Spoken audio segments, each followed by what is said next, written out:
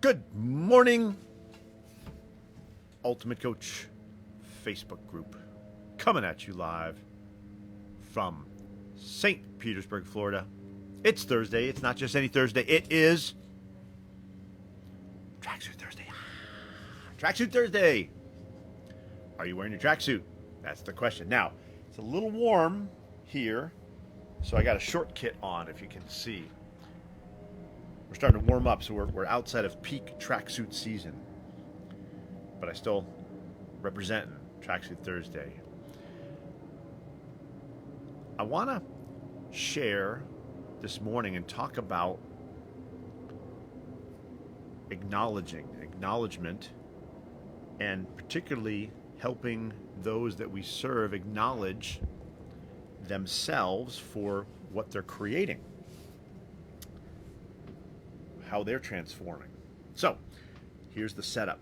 Buddy of mine, good friend, very, very cool guy. He is a consultant for fitness clubs. Does miracles, right? So these small fitness clubs, even big ones, he helps them transform their business such that they have more clients and all sorts of stuff like that. I was chatting with him last weekend. We connected. I think it was last weekend, maybe 2 weekends ago. It doesn't matter. And he shared with me about some of the clients he's working with. Hey, good morning, Jenny. And he shared that one of his clients, since he's been working with them for like 6 months, they've tripled their revenue. It's pretty impressive for a small, I mean, that really is a big deal. So he's talking about all the successes, all the great stuff he's having. Today I got a text message from him. Hey, Tony, good morning. We're on in a little bit, so I figured I'd squeeze in a quick live here. For those of you just joining, this is about the importance of making sure those that we serve really understand the value that they're creating from how we're serving them. This could be if you're a coach or a consultant or even somebody who works in a company, right? Even somebody, you work for a company, you have a job. The thing we don't do enough of is make sure people know how powerfully we're serving them. And then we get all mad when they don't realize that. So my buddy, he's a consultant in the fitness industry. What he did, he helped one of his clients triple their revenue in like 6 months. We were talking about this 2 weeks ago. Yesterday, I get a text message from him. Man, remember that client we were talking about? Yeah, they just told me they want to put our work on pause. Oh, I can't believe it. Right, much gnashing of teeth and pulling of hair. Well, what's interesting is I guarantee that as much as he was sharing with me how powerful the work was and the results and triple the revenue, little airplane going overhead, he never had that conversation with his client. Formally, never talked about it. He assumed that his story of how powerful their work together was, how much value had been created, he assumed, he believed, he imagined that she had the same story. And I know she did not, or she wouldn't have just canceled with him. So we're sitting there week after week, month after month, however you serve who you serve. And again, it doesn't matter if you're a coach or a consultant or an employee of a company. You're serving people. You're creating value. So week after week, we show up, we create value in the interactions, and we assume, we imagine, we hope, we expect that our story of the value we created is their story, that they know, that they remember. I promise you that's not the case. I promise you it does not work that way.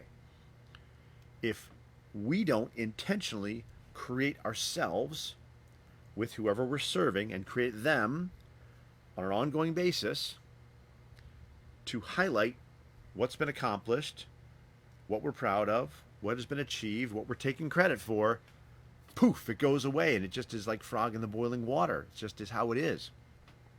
And here's proof. 2016, I've told this story before, so if you've heard it, just, fresh ears kind of thing, because it'll be new for you. 2016, a guy reached out to me after I put up a video. The video was titled Disappearing Fear. It was my return to speaking in public after about a 7-year hiatus on account of I was having panic attacks. I quit public speaking. I decided I wanted to get back up and speak again, and I talked about fear. As part of posting this video, sending it out, sharing it with folks, I invited folks, hey, share with me a fear that you got. Right? I was talking very openly about I'd been terrified of public speaking. Not really terrified. I'd just get up and I'd have a panic attack. It wasn't so much fear. It's just like it wasn't working. I said, share something, share a fear that's paralyzing you. Some guy reached out to me. He goes, well, I've never shared this with anybody, but I'm terrified of driving over bridges. This is 2016. So whatever it is, 8 years ago. I go, well, that's interesting. Would you like to be done with that? He's like, absolutely. So we got a dialogue going. We spoke. Well, why does this matter? Why do you want to be done with fear of bridges? Well, actually, I have a new granddaughter. To go visit her, I got to drive 400 miles out of my way because I'm terrified of driving over the Snake River Bridge. I said, well, that's worth playing for. That's pretty cool. So, long story short, we spent a little bit of time together, and ta-da! No more fear of bridges. Hey, Ankish, how are you? I got your message. I'll reply. I got to calculate time zones and stuff. So, a little bit of time together. This guy, no longer afraid of bridges. He sent me a video of him driving across the Snake River Bridge, laughing his ass off on the way to visit his granddaughter. 2016. Last summer, I connected with somebody. So this is 2021, so 7 years in the future. I connected with somebody, and in the course of our conversation, he shared with me that he had a fear of driving over bridges. I was like, how strange is that? You're the second guy I've met in my life who had this thing. Would you like some help with that? He said, yes, absolutely. Now, we scheduled some time to have a session together. And leading up to that session, I'm like, wait a minute. Did I help some guy with that, or did I imagine it? Right? As we get older, there's like what happened. There's our version of what happened. There's our how we thought it should happen. There's our dreams about what happened. So I'm like, maybe I made the whole thing up. Maybe I never did this before. Let me go look. And I went through my emails. I found the email exchange between myself and this guy, 2016. And I followed the whole thread. And I saw his company name, his number, so I tried calling the number that I had, disconnected. I said, what the hell, I'll look on LinkedIn. Looked on LinkedIn, right? We're 7 years since I helped this guy be done afraid of bridges. Changed his life, right? That's freaking transformational, right? Something that cripples you and affects your life. You can't drive over bridges, and now it's gone. That's kind of big. So, I went to LinkedIn. There he is. I see him. He's got a new company. Look for the company. Go to the website. There's a number. I call the number. Just all in the course of a few minutes. I'm like, let me see if I can get a hold of this guy. He answers the phone. He goes, hello, it's Steve, Scott, Bob. I don't remember. I say, yeah, this is Townsend. He's like, Townsend, why does that name sound familiar? I said, Townsend Wardlaw. He goes, man, that name really, where do I know that name from? I said, well, about 6 years ago, you and I had a conversation. I helped you with something. He goes, help me with something. What was, this is sounding familiar, right? I'm like, what the hell? Is he like punking me or something? He doesn't remember? Yeah, you had let's say you had a phobia. You had a fear. He goes, oh, I did? I think wasn't I afraid of I said, you were afraid of driving across bridges. He goes, oh, yeah, that's right.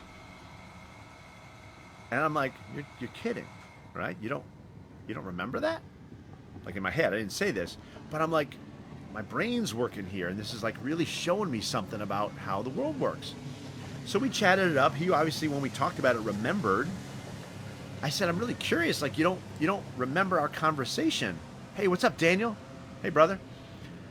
I said, you don't remember our conversation. Daniel, what we're talking about is how important it is to speak with our clients about the transformations that we're helping them with, how we're serving them, coaching clients, consulting clients, even people you serve in a company, because they don't remember it. They don't recall it. It just becomes normal. I said, I'm really curious. You don't remember me helping you with that? He goes, I got to be honest. I don't remember having that fear. Now, just wrap your head around this. 6, 7 years ago, whatever, I changed this dude's life. Transformed it. Not only did he not remember that I'd helped him with that, how could he remember? Because he forgot about the problem that existed that I helped him with. And here I am like thinking, well, why the hell didn't I get a Christmas card or nothing? He hasn't called me back. You think somebody would be grateful. Wait, we're way above that. It's I served him so powerfully. Hey, Lori, good morning. I served him so powerfully that the problem that I served him with disappeared from his memory. Now, apply this in your own world. All the people who you're helping serve, talk about, you're working on this idea of being who you're being. Hey, Rebecca. When we are working at the level of being, when we're shifting our being, hey, Lori, good morning. Thanks for joining. When we're playing at the level of being, shifting our being, helping other people see their being and shift their being, the transformations are so powerful, there's no recollection of the being that used to have the problem. I'd call that really good, powerful work, but there's a downside. If we don't have a conversation about that, well, 6 months later, really, really pay attention here. 6 months later, they'll be working with us or paying us, or we'll be employed by them. They'll be like, why do I got this guy around? I don't need him. Everything's great. They won't remember. They're not keeping track of all the great stuff that's occurred because of you. They don't even remember the problem. How are they going to remember you solved it? When I sit down with my clients, individual, group coaching, whatever, I always start with the same question. So tell me what's going on. What's happened in the last couple of weeks? What are you most proud of? What's been frustrating? But I'm really interested in what are you most proud of? You see, transformation occurs in the speaking of the transformation. I want to hear what they see as different. I make these notes. We talk about it. We reinforce it. I acknowledge them. Hey, Lori, good morning. I acknowledge them for all the great work they're doing. Make sure they understand, hey, this wasn't you 6 months ago. You see that, right? I encourage them to share this transformation with others, not because I'm trying to keep my client and make sure they keep paying me, but because I want to keep serving them if that's something that's available, right? If there's more to serve them, which there always is. And I can't do that if I've served them so powerfully, they've forgotten how powerfully I've served them because the things that we've worked on together don't even exist in their mind as a memory. So it's like, who's this guy again? Why am I talking to him every week? I don't really understand. What am I going to do with him? Everything's great in my life. Well, yeah, everything's great, but only because of this, and how much greater could it be? So getting back to my buddy, right? He had a client cancel on him, and this is he helps consult with fitness club owners. He tripled their revenue. 7 months in, she's like, oh, we need to put this on pause. I need to kind of create some space and let the dust settle. You kidding me? I just tripled your revenue. Now, you can be pissed off about it. He was a little bummed out and pissed off and blame them. Or you could say, wait a minute, what am I doing to create my value in their brain? They're not keeping track of it. They don't even remember it. It's important. Every time I meet with somebody, what are you most proud of? What's going on? Tell me how the work we've been doing together has changed your life in the last 2 weeks. At least once a quarter, we play a game called Let's Look Back, right? I make them write stuff down. I make people write testimonials. Not for me. I got plenty of clients, plenty of people calling me. It's for them. It's so they can get clear on the power of the work we're doing together for themselves. I don't write a testimonial, get them to write a testimonial like, tell me how cool, hey, Lori. I think I said hi already, but I'm trying to keep track. I don't get them to write a testimonial so I feel good about myself. Let's say like me, it's so they can see what they've created, what they've accomplished, how their being has shifted, right? They'll look back on something they wrote, I can't even believe I wrote that. Yeah, that's evidence of all the work we're doing that you are putting effort and commitment into to shift who you're being. Isn't that awesome? I'm so glad we wrote that down. So that's the message here. Don't get so focused on serving people and what am I going to serve them with next. Make sure some of your time, and I'm even going to say 25%, that's pretty big. Let's just say spend 25% of the time you're talking to somebody and trying to serve them on reminding them, helping them remember what has occurred already in the last weeks, months, years, whatever, that it's powerful. There's a couple of benefits there. One is it will further reinforce their own transformation, speaking about a transformation that has happened. Second, It will help them see how powerful they are, right? Remembering how far they've come. I mean, this dude, like, he was amazed that he had overcome this fear of bridges. I was telling a story earlier about this. He'd even forgotten the story, so how is he going to give himself credit in his own scorecard of life about all the great stuff he's done? He might be thinking, yeah, you know, my life's not so great. Well, your life's incredible. Look what you did. You were afraid of going across bridges, and you conquered that. So it's really important to help them see how valuable they are and how powerful they are. And then the third benefit is we can keep serving them powerfully. They're not going to do something dumb like say, yeah, I'm good, everything's great, you know, thanks so much. I'm not even sure we did, but, you know, it's been really helpful. It's been nice. Bullshit. When I sit across from someone, their life is shifting, changing, transforming. Nobody ends up 2 hours after talking to me the same human being. Their being shifts. And I'm imagining, I'm creating that the same is true for you. You're not here as part of this Facebook group, right, having these kind of conversations for shits and giggles. You're here because you're committed to serving. And again, it doesn't matter if you're a coach or a consultant or an employee in a company. You're serving everywhere. You're serving your friends, your neighbors, your family, your coworkers, your boss, your customers.